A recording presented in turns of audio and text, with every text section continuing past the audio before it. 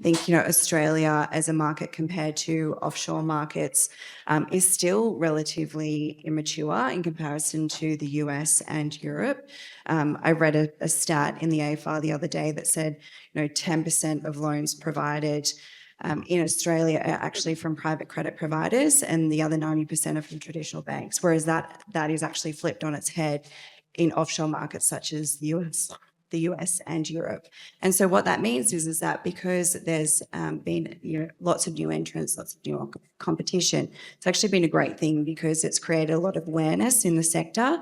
And it's also meant that there's been a lot of new innovative products that have come through in the last decade or two that are available for founders and companies to access. And that's at all different stages of the company life cycle.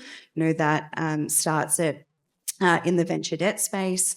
You've got lots of facilities around, revenue-based financing, convertible note structures, which are a hybrid between equity and debt, which are, quite complementary to early-stage business models. And then you've got growth stage capital as well. And so there's lots of different structures within that growth stage bucket.